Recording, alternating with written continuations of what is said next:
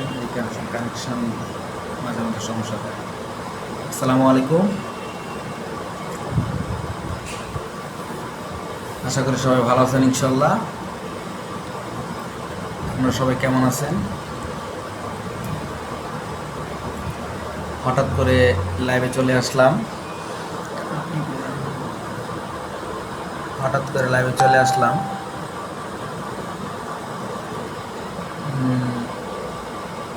যারা যারা এখন ফ্রি টাইমে আছেন সবাই লাইভে সংযুক্ত হন ইনশাল্লাহ।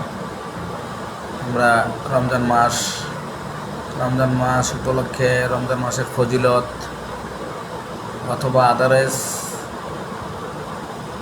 কোনো হিসাব তাও আমরা আলোচনা করতে পারি।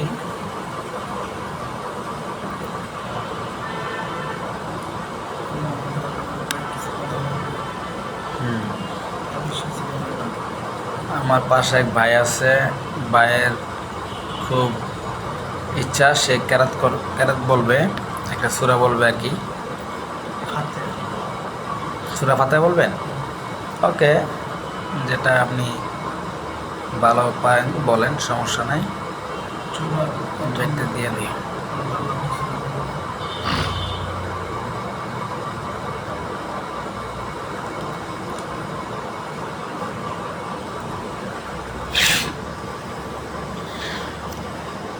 আমার এই ভাইয়ের নাম হচ্ছে, এই পুরো নাম কি জানো ভাই?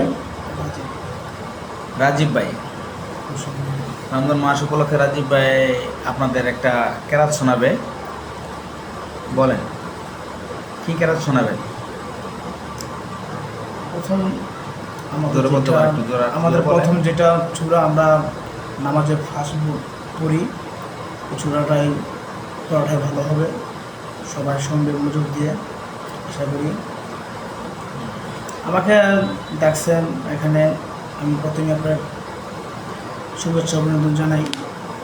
আমাদের সুমন ভাই আমাদের এখানে সংযুক্ত হয়ে গেছে ইনশাল্লাহ। এমডি উজ্জ্বল, তারপর আমাদের বিআই আলামিন, ধন্যবাদ লাইভে সংযুক্ত হওয়ার জন্য। তারপর আমার ফ্রেন্ড আশরাফ ভাই, কেমন আছেন আপনি? লাইভে সংযুক্ত হওয়ার জন্য ধন্যবাদ। আসলে সময় টাইম পাস করার জন্য একটু লাইভে আসা, উদ্দেশ্যবিহীন নয়, কিছু তো উদ্দেশ্য আছে। সেটা হচ্ছে যে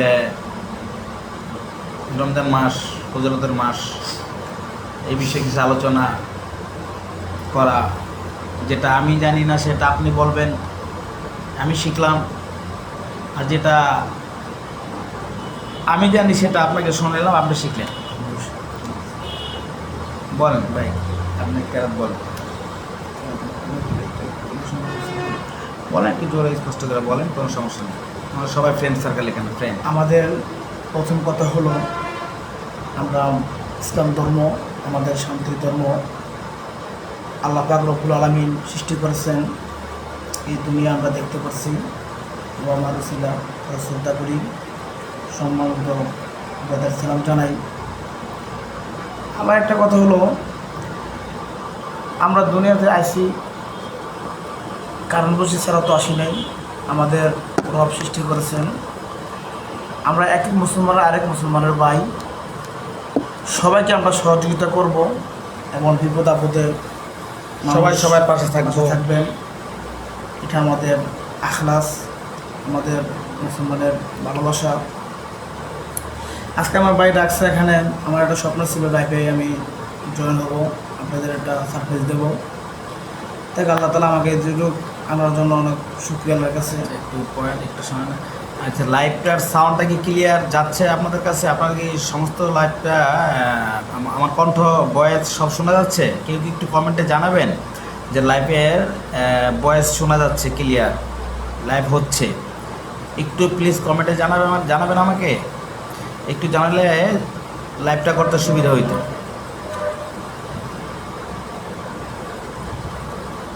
লাইভটা কি স্পষ্ট হচ্ছে? কথা আপনারা কি সব বুঝতে পারতেছেন? যদিও সব কানেকশন, যদিও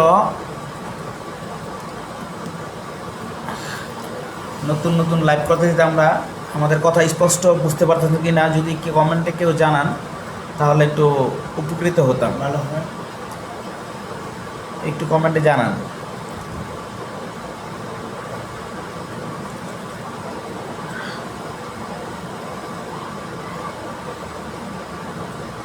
আমাদের লাইভে আরেকজন সংযুক্ত হয়েছে,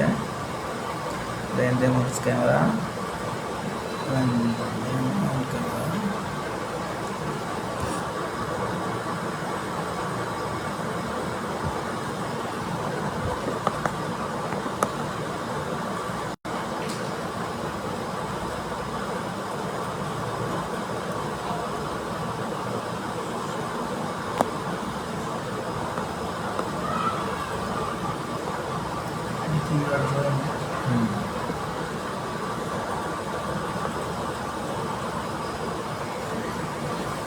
বলেন, কেন বলেন।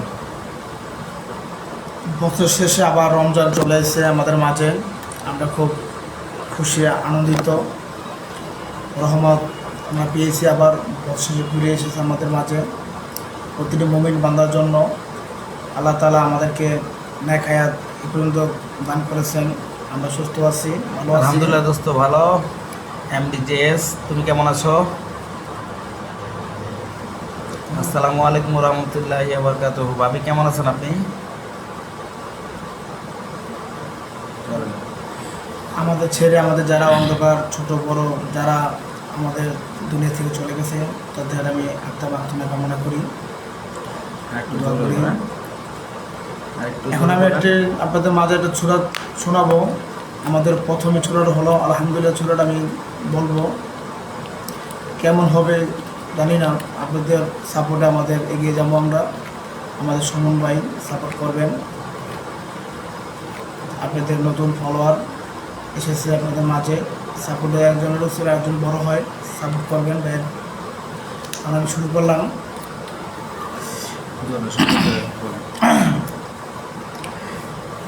أعوذ بالله من الشيطان الرجيم. بسم الله الرحمن الرحيم. الحمد لله رب العالمين الرحمن الرحيم مالك يوم الدين إياك نعبد وإياك نستعين اهدنا الصراط المستقيم صراط الذين أنعمت عليهم غير المغضوب عليهم ولا الضالين.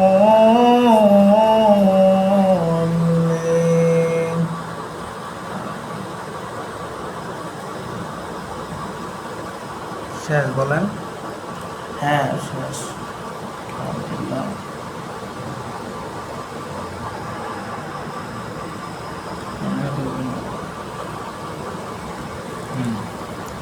লাইভে কানেকশন ছিল।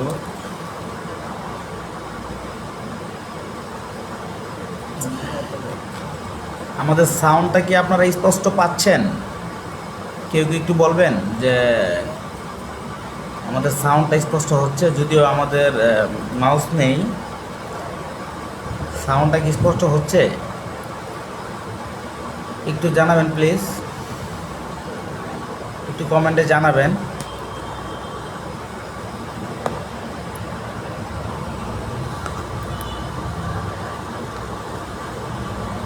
তো সংক্ষিপ্ত হয়েছে রুহুল আমিন ভাই, ধন্যবাদ।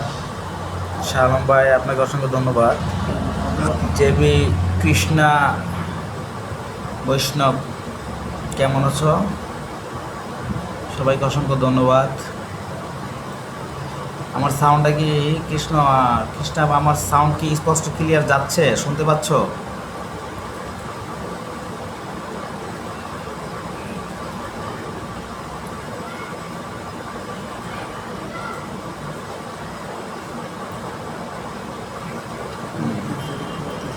হ্যাঁ, হচ্ছে হচ্ছে হচ্ছে হচ্ছে। যাই হোক, আজকের লাইভে আসার আলোচ্য বিষয় কোনো একাংশ আলোচ্য বিষয় নেই এখানে। রমজান মাস, ফজিলতের মাস, ওই উপলক্ষে আসা, এখন একটা ফ্রি টাইম, এই জন্য আসছি। হয়তোবা আমাদের মতো আপনারা যদি ফ্রি থাকেন লাইভে জয়েন হন, সবাই সবার সাথে কথা বলি, কথোপকথন, কিছু সময় টাইম পাস করি, যেহেতু এটাতে গ্যাপশট সময়। অনেকে হয়তোবা রেস্ট নিতেছে, হয়তোবা অনেকে খারাপ লাগতেছে, তার জন্য রেস্ট নিতেছে। আমাদের ওরকম কোনো সমস্যা নাই, এই জন্য আমরা লাইভে চলে আসছি। সুন্দর কথা হয়েছে, আলহামদুলিল্লাহ ভালো।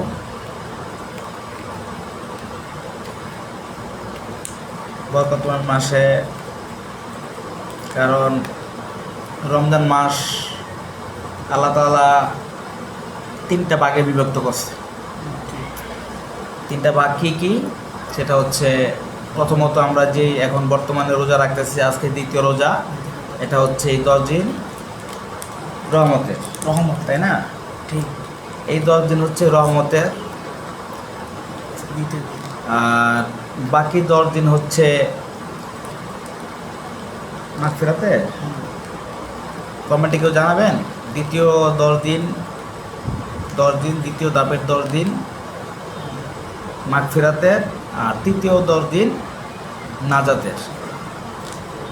সবাই সবার জন্য দোয়া করবেন ইনশাল্লাহ, যে সময় যেটা ওই সময় ওটা চাইলে, কারণ বান্দার চাহিদার কোনো শেষ নাই। আল্লাহর কাছে তার যে ভান্ডার, এই ভান্ডার কাছ থেকে দেওয়ার মতো একাংশ যে আপনি নেবেন তাও হবে না। অবশ্যই আপনি কত চান, কি চান, অনেক নেওয়া, না দেওয়ার মতো কিছু নাই আল্লাহর কাছে, অনেক কিন্তু আল্লাহর কাছে চার মতো চাইতে হবে। চাহার মতো চাইতে আল্লাহ দেওয়ার জন্য প্রস্তুত। আল্লাহ তো নিজেই বলছে যে তুমি আমার জন্য যদি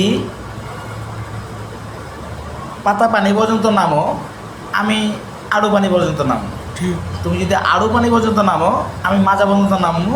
অবশ্যই। আর যদি তুমি মাজা পর্যন্ত নামো, আমি পুরো শরীর পর্যন্ত নামবো। আল্লাহ আমাদের চেয়েও দেওয়ার জন্য প্রস্তুত বেশি, কিন্তু আমরা নিতে জানি না। দিতে জানি না, ঠিক। আমরা নিতে জানি না, আমরা চাইতে পারি না, চাইতে পারি না, থেকে অন্তর থেকে চাইতে পারি না। এই যে রহমতের যে 10 দিন চলতেছে এখন, এই যে রহমতের 10 দিনের ভিতরে মনে করেন আপনি, আমি সবার কথাই বলতেছি, যারা মুসলিম জাতি যারা আছেন তারা রোজা রাখতেছেন, নামাজ পড়তেছেন, হয়তোবা আদার সাইড দিয়া কিছু আমল বাড়াইছেন। ঠিক। অনেকে রাতে আল্লাহর কাছে মোনাজাত ধরে কান্নাকাটি করতেছে, আল্লাহর কাছে চাইতেছে। আবার দেখেন ওই টাইমে ঠিক একই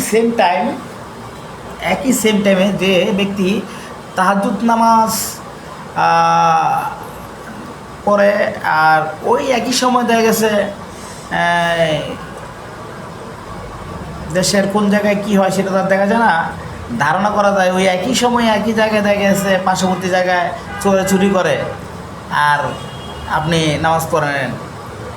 আসলে মানুষ জাতি আমরা, আল্লাহ তাআলা আমাদের দুনিয়াতে পাঠাইছিল কিসের জন্য? আল্লাহ তাআলা দুনিয়াতে আমাদের পাঠাইছে একটা পরীক্ষা স্বরূপ, কোন একটা উদ্দেশ্য দিয়া, একটা উদ্দেশ্য দিয়ে পরীক্ষা স্বরূপ পাঠানো হয়েছে। সেই পরীক্ষার কেন্দ্র বিশেষে আমরা আছি।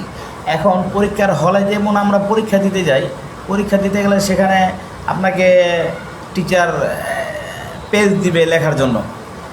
কি লেখার জন্য? আপনার ইচ্ছা স্বাধীন লেখার জন্য না।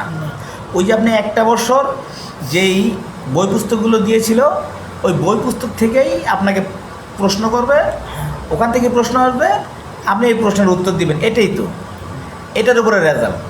তাইলে সেম জিনিসটা আল্লাহ তাআলা হায়াতের জিন্দিগি আপনাকে আমাকে যতদিন দিয়েছে, কারণ আসার দুনিয়াতে আসার সিরিয়াল আছে, একজনের পর একজন আসবে, কিন্তু যাওয়ার কিন্তু কোনো সিরিয়াল নেই। যাবারে কোনো সিরিয়াল নেই, অবশ্যই। আগের জন পরে যায়, পরের জন আগে যায়, এরকম। তো পরীক্ষা স্বরূপ যেহেতু আল্লাহ তাআলা দুনিয়াতে আপনাকে আমাকে প্রেরণ করেছে, তার একটা উদ্দেশ্য আছে। কি উদ্দেশ্য? একটাই, চাওয়া পাওয়া। আল্লাহ তাআলার চাওয়া পাওয়া কী থাকতে পারে? বান্দার কাছে কী চাইবেন, কী দিবেন আপনি? আল্লাহ তো সব কিছু দিতে পারে আপনাকে, আল্লাহ আমাদের সব দিতে পারবে, আমরা অনিশ্চিত কিছু দিতে পারে, কি নাই তার কাছে। কিন্তু সে তো একটা জিনিস চায়। কি চায়?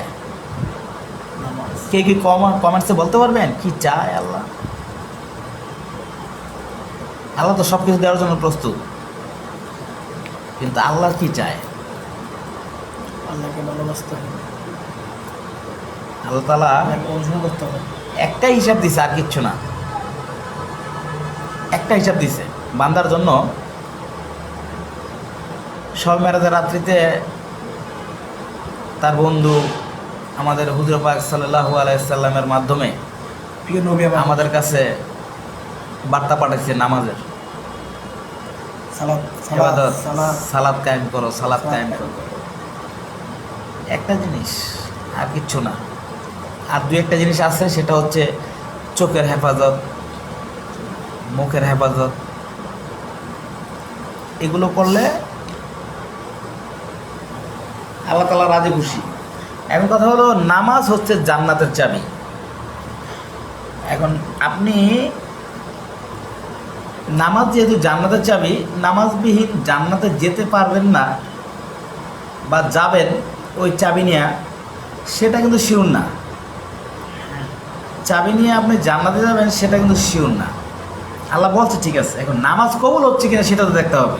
অবশ্যই। আচ্ছা, এর ভিতরে যদি আমরা একটু কথা বলতে যাই, তাহলে দেখেন নামাজ কবুল হচ্ছে কি হচ্ছে না সেটা আল্লাহ পাক একমাত্র জানে তা কিন্তু নয়, আপনি নিজেও জানেন যে নামাজ কবুল হচ্ছে কি হচ্ছে না। আপনারটা আপনি বলতে পারবেন। কীভাবে বলতে পারবেন? আপনি একটা জিনিস লক্ষ্য করে দেখবেন, আপনি যখন নামাজ পড়বেন, নামাজ পড়তে গেলে নামাজের সময় ওই যে একটা গল্পের মতো আছে যে 3 রাকাত হুজুর নামাজ ভুলবশত 3 রাকাত নামাজ পড়া সালাম ফিরাইছে। তো ওর মধ্যখান থেকে এক ব্যক্তি মনে করেন নামাজ শেষে সে বলতেছে, হুজুর নামাজ তো হয় নাই, 3 রাকাত হয়েছে নামাজ, আপনি তো 4 রাকাত পড়ান নাই। তা হুজুর বলতেছে, কেমনে 4 রাকাত পড়াইলাম না, আমি তো 4 রাকাতই পড়াইলাম। বলতেছে না, 4 রাকাত পড়ান নাই। থেকে আপনি কীভাবে বুঝলেন 4 রাকাত পড়াইলাম না? যে আমার দোকান 4টা, আমি আপনার প্রতি রাকাতে একটা করে দোকানের হিসাব ক্লোজ করি, হিসাব মিলাই। তো আমার 3 দোকানের হিসাব হয়েছে, আরেকটা দোকানের হিসাব রয়ে গেছে।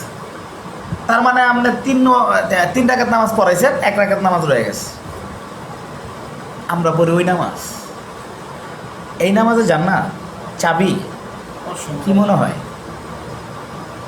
অসম্ভব। আসলে দুনিয়াটা হচ্ছে কঠিন জায়গা, আর আখেরাত হচ্ছে সহজ জায়গা। সহজ জায়গা। দুনিয়া কামানো কঠিন, আখেরাত কামানো সহজ।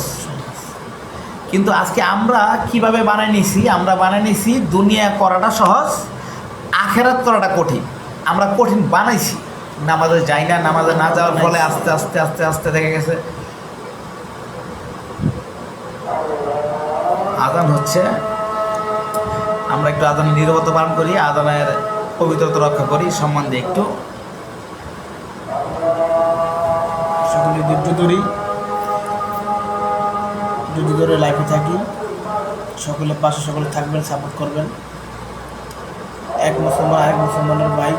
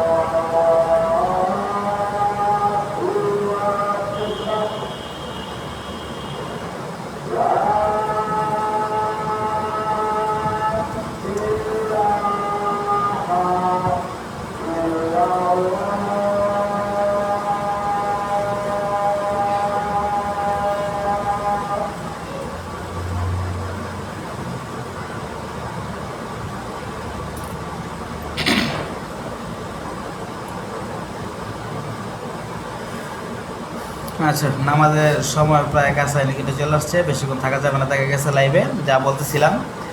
হ্যাঁ, নামাজের কথা বলতেছিলাম।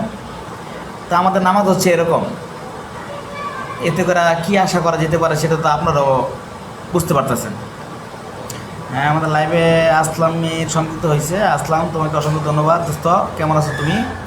এমনি রিয়াজ হোসেন, কেমন আছেন আপনি? সজল হোসেন, ভালো আছেন ইনশাল্লাহ, আশা করি। কি দোস্ত, তোদের সাথে থাকলে নামাজের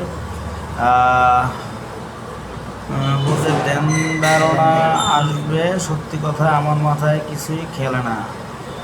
দোস্ত, কোনো সমস্যা নাই আমার সাথে। কেন, তুমি যে কোনো মানুষের কাছে অন্ততপক্ষে জীবনের চাহিদার কোনো কিছু পাওয়ার না পাও, অন্ততপক্ষে আল্লাহ তাআলার বরকতময় যেই কোনো কিছু তুমি চাইবা ওইটা সবার কাছ থেকে পাইবে। শুধু আমি কেন, আমি ছাড়া সবার কাছ থেকে, ঠিক আছে, সবার কাছ থেকে পাইবে।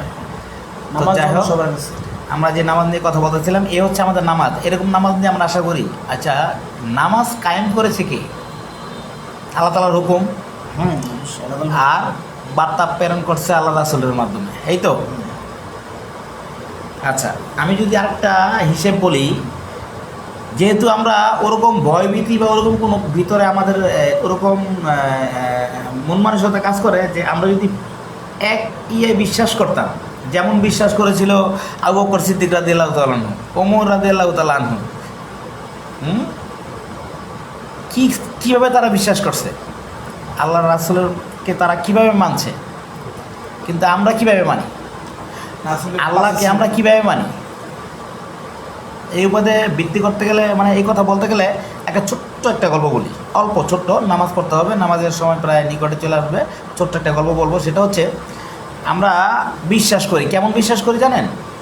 গল্পটা হচ্ছে এরকম যে রাখাল যেমন ছাগল চড়াইতে গেছে মাঠে, হ্যাঁ, তো ওখানকার মাঠঘাট বলতে মানে পাহাড়ি এলাকা, তো উঁচা নিচে পাহাড়ি এলাকার মধ্যে এরকম আর কি। হ্যাঁ, তো ছাগল নিয়ে গেছে ছাগল চড়ানোর জন্য।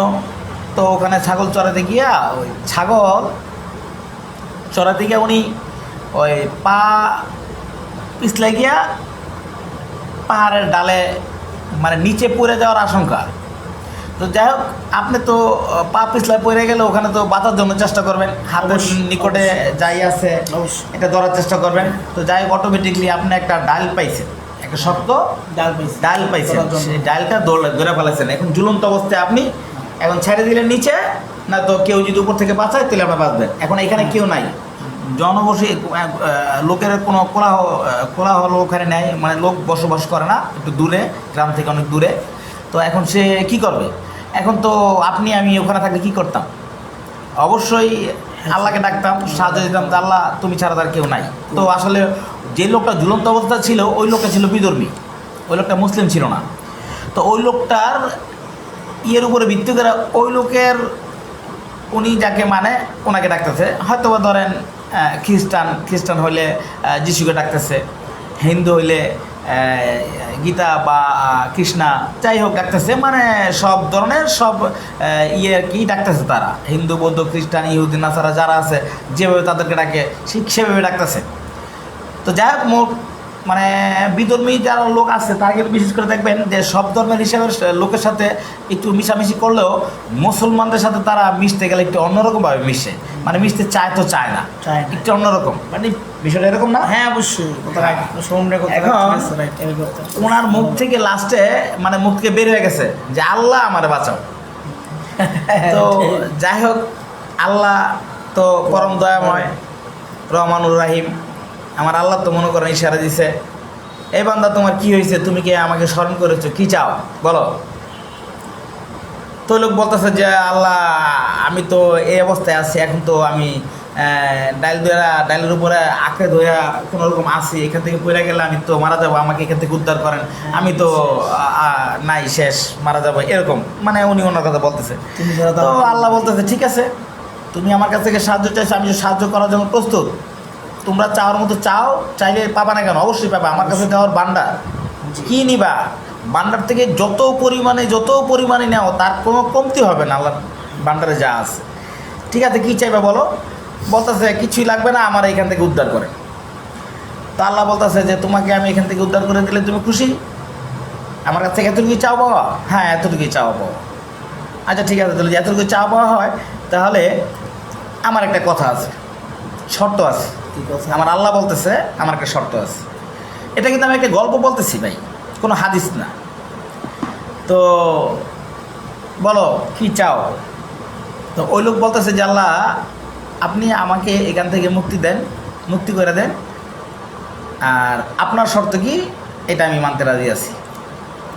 তো আল্লাহ বলতেছে যে আমি বড় ধরনের শর্ত দেবো না, ছোট্ট একটা শর্ত, তুমি আমার প্রতি ঈমান আনো, আমাকে বিশ্বাস করো, আমি আল্লাহ, আমাকে তুমি বিশ্বাস করো, এক বাক্যে বিশ্বাস করো। আমি এক, আমি ছাড়া অন্য কোনো শরীর নাই। লা শারিকা লাহু, আমি ছাড়া কোনো শরীক নাই, এক বাক্যে তুমি আমাকে বিশ্বাস করো। এখন লোকটা বলতেছে ঠিক আছে আল্লাহ, আমি আপনাকে বিশ্বাস করলাম, আপনি আল্লাহ এক, অদ্বিতীয়, হুজুর সাল্লাল্লাহু আলাইহি সাল্লাম মাহবুব নাই। আপনার প্রেরিত রাসূল ও বান্দা। তো উনি ওনার কথা বলছে, বলার পরে এবার আল্লাহ বলতেছে ঠিক আছে, তাহলে তুমি যেহেতু আমার প্রতি ঈমান আনছো, তাহলে এবার একটা কাজ করো, তুমি ডাইল থেকে হাতটা ছেড়ে দাও। ওই যেই ডাইল ধরে সে আগলায় আছে, তা আল্লাহ বলতেছে ডাইলটা ছেড়ে দাও। এখন ওই লোক মনে মনে ভাবতেছে আল্লাহর কাছে আমি সাহায্য চাইলাম, আমারে এখান থেকে বাঁচানোর জন্য সাহায্য চাইলাম, আল্লাহ বলতেছে ডাইল ছেড়ে দেওয়ার জন্য। আমি তো ডাইল ছেড়ে দিলে আমি নির্ঘাত দেখতেছি নিচে পড়ে যেতেছি গা, নিচে পড়ে গেলে আমি শেষ। আর আল্লাহ বলতেছে আমাকে ডাইল ছাড়ার জন্য। এখন ওই ব্যক্তি কী করবো? এখন তো ব্যক্তি ডাইল ছাড়ে না, ছাড়ে না। না ডাইল ছেড়ে দিলে তো পড়ে গেলে মরে যাব। আবার আল্লাহ বলতেছে যদি আমার প্রতি বিশ্বাস আইনা থাকো, ঈমান আনতে আইনা থাকো, তাহলে তুমি ডাইলটা ছেড়ে দাও। ছেড়ে দাও। আমার কিন্তু ওই লোক সচক্ষে দেখতেছে নিচে পড়ে গেলে শেষ, সে ডাইল ছাড়তে রাজি না। সেই লোকটা আমরা আল্লাহর প্রতি ঈমান আনছি, আল্লাহকে বিশ্বাস করি, সব কিছু করি, কিন্তু আল্লাহর যে হুকুমগুলো আছে মানি না, যেগুলো আল্লাহ চায় বান্দার কাছ থেকে বেশি বেশি করে চায়, সেগুলো আমরা দেই না, আমরা মানি না। ওঠে আমরা ওই ব্যক্তির মতো ঈমান আনছি। ওইটা আপনার আমার ঈমান এরকম, আর এই ঈমান নিয়ে নামাজ না কায়েম হবে? নামাজ কি মনে হয় আপনার? আমার মনে হয় না। আপনারা কি বলবেন আমি জানি না। নামাজ পড়লে জান্নাতে যাবেন সেটাও আমি বলতেছি না, নামাজ ব্যতীত জান্নাতে যাবেন সেটাও আমি বলতেছি না। আমি জাস্ট একটা গল্পের মতো বললাম আর কি। এখন যার যার ব্যক্তিগত হিসাব ব্যক্তিগতভাবেই থাকবে, যার যার ঈমান ব্যক্তিগত জিনিস। ঈমান তো আসলে দেখার জিনিস না, ঈমানটা মাপকাঠির জিনিস। আপনারটা আপনি বুঝতে পারবেন না যে আপনার ঈমান কতটুকু আছে। অবশ্যই। এক তো নামাজ ছুটে গেলে আমাদের কষ্ট লাগে না, তার মানে বুঝতে হবে যে আমার ঈমান নাই। এক তো নামাজ যদি ছোটে, যদি কষ্ট লাগে মনে করেন ঈমান আছে। আর নামাজের ভিতরে বুঝতে পারবেন আপনি যে আপনার নামাজ, কোন নামাজটা কবুল হতে যাচ্ছে, কবুল হইতেছে। আপনার নামাজের সময়ই, আপনি নামাজের সময় বুঝতে পারবেন যে আপনার নামাজটা কবুল হচ্ছে। ভাই কথা বেশি বাড়াবো না, লাইভে আসছিলাম মোটামুটি একটু চিন্তা ভাবনা করছিলাম যে কিছু কথাটা তো বলবো, আসলে ওরকম সবাই পারে না, আসরের আজান দিয়ে ফেলাইছে, নামাজে যাবো ইনশাল্লাহ। আশা করি লাইভে যারা আছেন সবাই নামাজে অংশগ্রহণ করবেন। যাওয়ার সময় পার্শ্ববর্তী ভাই ব্রাদার বন্ধুবান্ধব যাকেই পান তাকে দাওয়াত দিবেন নামাজের মাধ্যমে। নামাজের হিসাব, নামাজে আপনি রেজাল্ট পায়ে ফেলাবেন, নেকি পায়ে ফেলাবেন। পাশাপাশি নামাজ পড়তে যাইতে সময় যাদেরকে আপনি ইনভাইট করবেন, দাওয়াত দিবেন, ভাই চলেন নামাজ পড়ে আসি, তাদের দাওয়াতের কারণেও আপনি নেকি পেয়ে যেতেছেন। আখেরাত বলছি না সহজ, দুনিয়া কঠিন, আখেরাত আসলেই সহজ। আখেরাত সহজ হইব না কি লেগে ভাই? একবার সুবহানাল্লাহ বললে যদি এমন একটা বট গাছ তৈরি করে আল্লাহ তাআলা, যে বট গাছ আরবের তেজি ঘোড়া 500 বছর ধরে এলো, সেই বট গাছের ছায়া অতিক্রম করতে পারে না। তাহলে এত বড় বট গাছ একটা সুবহানাল্লাহ বলার জন্য আল্লাহ তাআলা দিয়ে থাকে। তাহলে আপনি এই জন্মের পর থেকে পর্যন্ত কতবার বলছেন, তাহলে কতটুকু জায়গা জুড়ে রয়েছে এত বড় হিসাব কিতাব আখেরাতের। আর আপনি এখানে বলেন 10টা টাকা কামান, 20টা টাকা কামান, কতটুকু শ্রম দিতে হয়। একটা রোদে কামলা গেলে সে মিনিমাম 8টা থেকে 4টা 5টা পর্যন্ত কাজ করে, বিনিময়ে 600 700 800 টাকা রোজ পায়। একবেলা খাবারে পরিবারের সব শেষ, সব শেষ। কম টাকা কম। আসলে দুনিয়াটা কঠিনই, কিন্তু আমরা দুনিয়াটা সহজ করে ভাবতেছি, আখেরাতটা সহজ ওইটাতে কঠিন করে ভাবতেছি। এটা হচ্ছে মাইন্ডসেট। আমরা মাইন্ডে যেভাবে সেট করছি ওইটি চলতেছে। একটু যদিও আমরা একটু নামাজ কালাম বা আল্লাহর হাদিস কোরআন থেকে একটু দূরত্বে আছি, এই জন্য আমাদের কাছ থেকে কষ্ট বা অন্যরকম লাগে, কষ্ট মানে কষ্টকর লাগে। আসলে কষ্টকর না, অ্যাটাচড হয়ে যাইলে একসাথে ওটা যদি সম্পৃক্ত হয়ে যান রেগুলারলি, প্রফেশনাল রেগুলারলি টোটালি একটু একটু করে যদি সময় দেন না, ওর ভিতরে দেখবেন খুব মজা পাবেন, খুব আনন্দ পাবেন, ওটার ভিতরে প্রকৃত আনন্দ পাবেন। যখনই আপনি ভিতর থেকে আনন্দ পাবেন না, বুঝতে পারবেন যে কিছু একটা হচ্ছে। কি হচ্ছে? আল্লাহ খুশি হচ্ছে, রাজি করছে। যাই হোক, বেশি কথা বাড়াবো না, ইনশাল্লাহ নামাজের সময় হবে, উজু করতে হবে, নামাজ পড়তে যাব। আপনারাও যান ইনশাল্লাহ। যাওয়ার সময় প্রতীক ভাইদেরকে নামাজ পড়া ইনভাইট করবেন, রোজাগুলো সবগুলো রাখার চেষ্টা করবেন, আমাদের জন্য দোয়া করবেন, আমরাও আপনাদের জন্য দোয়া করি ইনশাল্লাহ।